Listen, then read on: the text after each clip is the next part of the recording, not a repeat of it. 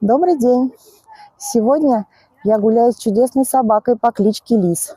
Я увидела видео про него в группе «Шанс» и решила, что мне обязательно нужно с ним познакомиться.